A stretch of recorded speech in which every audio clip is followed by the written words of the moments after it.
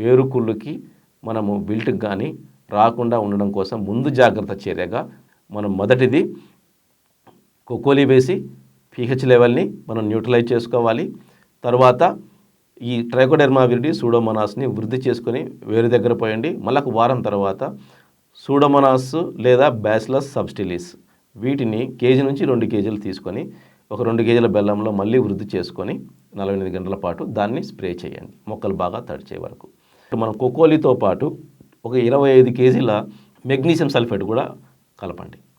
20 కేజీల కోకోలి, ఒక 25 కేజీల మెగ్నీషియం సల్ఫేట్, ఈ రెండింటి కాంబినేషన్ మనము భూమిలో వేయడం వల్ల మనకు ఉదజని స్థాయి మనకు స్థిరీకరించబడి మొక్కలు లేత పసువర్ణంలోకి మారకుండా మరియు భూమిలో ఉన్నటువంటి మొక్కలకు మేలు చేసే అనేక రకాల సూక్ష్మజీవులు వృద్ధి చెందడం కోసము మనకు ఈ కోకోలి వేయడం వల్ల సహకారం లభిస్తుంది.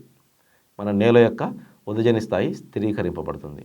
కానీ కోకోలి వేసిన తర్వాత వెంటనే మళ్ళీ అధిక వర్షపాతం వచ్చి మళ్ళీ నీరు బయటికి వెళ్ళిపోయింది అనుకోండి, అప్పుడు వేయడం వల్ల అది ఫలితం తక్కువగా ఉంటుంది. కాబట్టి వర్షం ఇక రాదు, ఆగిపోయింది, కనీసం మనకు వారం రోజుల వ్యవధి దొరుకుతుంది అనుకున్నప్పుడు కోకోలి వేసేసేయండి భూమిలో. సో ఈ 3 రకాల చర్యలు చేయడం వలన అధిక వర్షపాతం నుండి మిరప, టమోటా మరియు కూరగాయల పంటలు ఏ పైరైనా సరే, పత్తి కూడా, సో ఇది ఏ పైరుకైనా వర్తిస్తుంది. కాబట్టి అధిక వర్షపాతం నుంచి జరిగే నష్టాన్ని నేను చెప్పిన ప్రకారము ఈ 3 పద్ధతుల్లో మీరు చర్యలు చేపట్టి నష్టాన్ని నివారించుకోవచ్చు. ధన్యవాదాలు.